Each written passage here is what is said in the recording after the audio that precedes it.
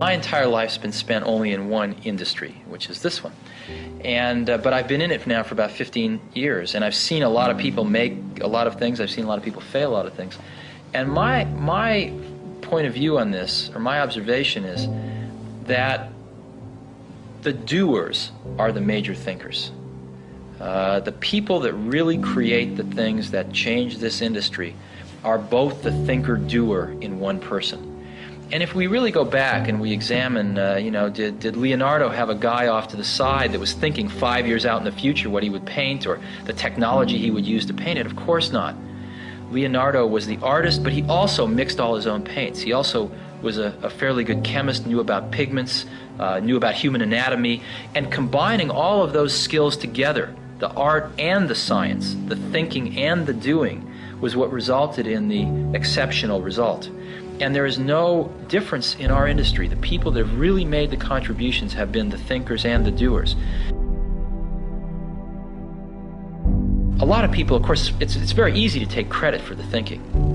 The doing is more concrete, but it's very easy for somebody to say, oh, I thought of this 3 years ago.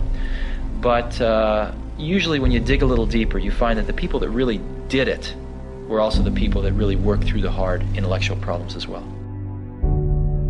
We try to hire really smart people, but we have a very simple organization, and we try to focus and do very few things well. And focusing's hard because focusing doesn't mean saying yes, it means saying no. So we decide not to do a lot of things so we can focus on a few handfuls of things and do them well. And I think everybody working at a company wants to do something great. They want to be excited about what they're working on. And they want to be recognized for it if they do a really great job. So we just try to allow people to do the best work of their lives at Apple and get it out to 25 million customers that we have. And that's very exciting. And when you're working on something and if this works out, up to 25 million people are going to use this. It's very motivating. And it's not just 25 million of our customers, but other companies tend to follow us. It takes them a few years, but other companies tend to copy what we do if it works. And so we can influence the whole industry.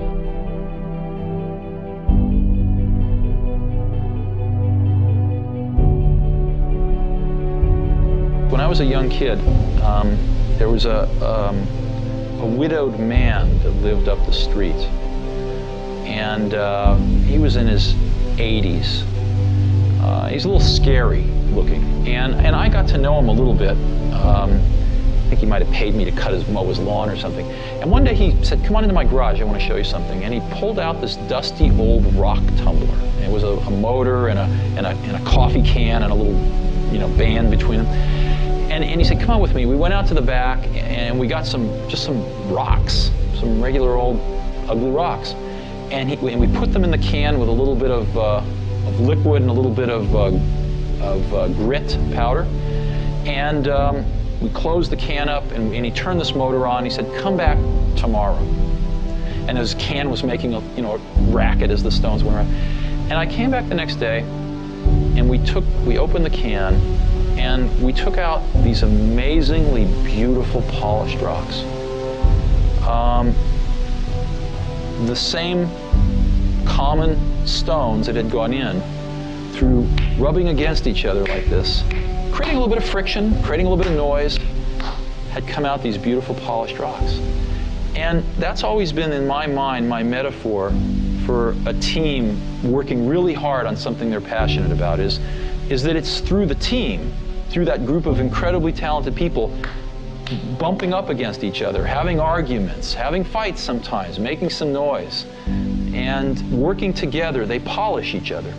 And they polish the ideas, and what comes out are these really beautiful stones. So it's hard to explain, and it's certainly not the result of one person. I mean, people like symbols, so I'm the symbol of certain things, but it really was a team effort on the Mac. One of the things that really hurt Apple was after I left, John Sculley got a very serious disease. And that disease, I've seen other people get it too. It's the disease of thinking that a really great idea is 90% of the work.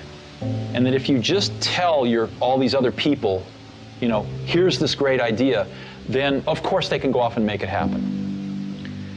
And the problem with that is that there's just a tremendous amount of craftsmanship in between a great idea and a great product.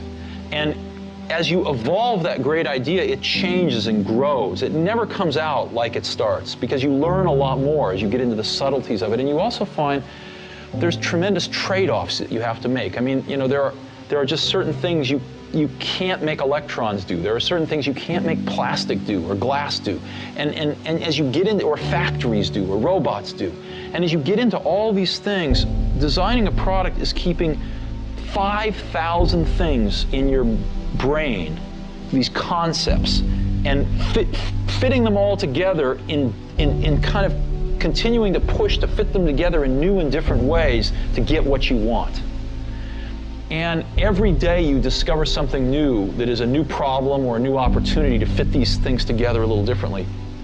And it's that process that is the magic. There needs to be someone who is sort of the keeper and reiterator of the vision. Because there's just a ton of work to do. And a lot of times, you know, when you have to walk 1,000 miles and you take the first step, it looks like a long ways. And it really helps if there's someone there saying, well, we're one step closer. You know, the goal definitely exists. It's not just a mirage out there. So in 1,001 little and sometimes larger ways, the vision needs to be reiterated. I do that a lot. And it'll all work itself out.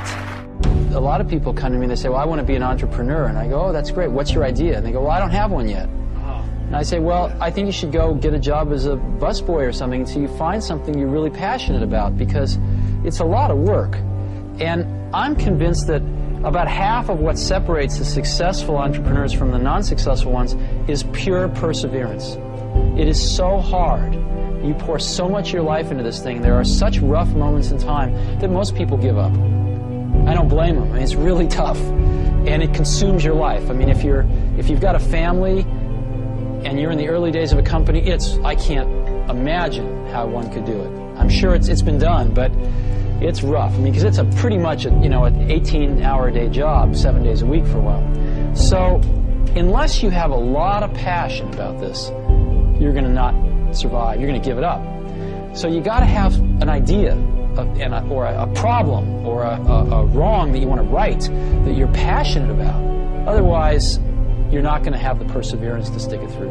And I think that's half the battle right there. Now that's why you need to do it young. Now that's why we started Apple. We said, you know, we have absolutely nothing to lose. I was 20 years old at the time. Woz was 24 or 5. So we have nothing to lose. I mean, we have no families, no children, no houses. Woz had an old car. You know, I had a Volkswagen van. I mean, all we were going to lose is our cars and the shirts off our back. We had nothing to lose, and we had everything to gain. And we figured, even if we crash and burn and lose everything, the experience will have been worth 10 times the cost. So what did we have to lose? There was no risk. And that's, you know, I think that's a very healthy way to look at it. Some people say, well, you could have gone to college and been a lawyer. Well, you're right, but you can go to college and be a lawyer when you're 25. And there's nothing that stops you from doing that. The only thing you really have in your life is time. And if you invest that time in yourself to have great experiences that are going to enrich you, then you can't possibly lose. So I always advise people, don't wait. Do something when you're young, when you have nothing to lose, and keep that in mind. And I think that's the best way. Not that people can't start companies when they're 50. I've seen that. Very successful companies. But it's a lot easier when you're young and have nothing to lose and don't have the responsibilities to other people that you will acquire later on in your life. It's hard to remember how bad it was, you know, in early 80s. With IBM taking over the world with the PC, with DOS out there, it was far worse than the Apple II. And they tried to copy the Apple II, and they'd done a pretty bad job, and you needed to know a lot. And so things were kind of slipping backwards. And Macintosh was, you saw the 1984 commercial. I hope you have that in your archives. You know, Macintosh was basically this relatively small company, you know, in Cupertino, California, taking on the Goliath, IBM, and saying, wait a minute, your way is wrong. This is not the way we want computers to go. This is not the legacy we want to leave. This is not what we want our kids to be learning. This is wrong, and we are going to show you the right way to do it. And here it is. It's called Macintosh, and this is so much better that it's going to beat you. And we are going to do it. And that's what Apple stood for. Things are packages of emphasis. Some things are emphasized in a product, some things are not done as well in a product, some things are chosen not to be done at all in a product. And so different people make different choices. And if the market tells us we're making the wrong choices, we listen to the market. We're just people running this company. We're trying to make great products for people. And so we have at least the courage of our convictions to say, we don't think this is part of what makes a great product. We're going to leave it out. Some people are going to not like that. They're going to call us names. It's not going to be in certain companies' vested interests that we do that, but we're going to take the heat because we want to make the best product in the world for customers. And we're going to instead focus our energy on these technologies, which we think are in their ascendancy and we think are going to be the right technologies for customers. And you know what? They're paying us to make those choices. That's what a lot of customers pay us to do, is to try to make the best products we can. And if we succeed, they'll buy them. And if we don't, they won't. I didn't know how to explain it then, but I've thought a lot about it since. Most things in life, the dynamic range between average and the best is at most 2 to 1. Right? Like if you go to New York City and you're getting an average taxi cab driver versus the best taxi cab driver, you know, you're probably going to get to your destination with the best taxi cab maybe 30% faster. You know, in an automobile, what's the difference between an average and the best? Maybe, I don't know, 20%. The best CD player and an average CD player, I don't know, 20%. So 2 to 1 is a big, big dynamic range in most of life. In software, and it used to be the case in hardware too, the difference between average and the best is 50 to 1, maybe 100 to 1. Easy. Okay? Very few things in life are like this, but what I was lucky enough to spend my life in is like this. And so I've built a lot of my success off finding these truly gifted people and not settling for B and C players, but really going for the A players. And I found something. I found that when you get enough A players together, when you go through the incredible work to find, you know, 5 of these A players, they really like working with each other because they've never had a chance to do that before. And they don't want to work with B and C players, and so it becomes self-policing, and they only want to hire more A players. And so you build up these pockets of A players, and it propagates. And that's what the Mac team was like. They were all A players. And these were extraordinarily talented people.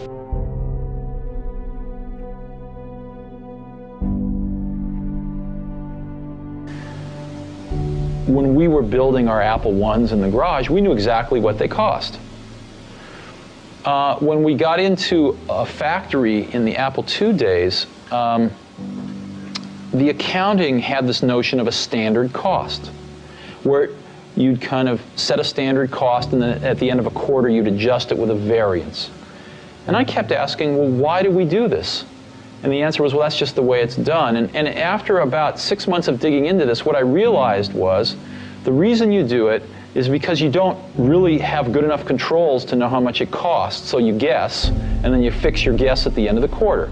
And the reason you don't know how much it costs is because your information systems aren't good enough. So, but nobody said it that way. And so later on, when we designed this automated factory for Macintosh, we were able to get rid of a lot of these antiquated concepts and know exactly what something cost to the second. So in business, a lot of things are, I call it folklore. They're done because they were done yesterday and the day before. And so what that means is if you're willing to sort of ask a lot of questions and think about things and work really hard, you can learn business pretty fast. It's not the hard. It's not rocket science. It's not rocket science, no.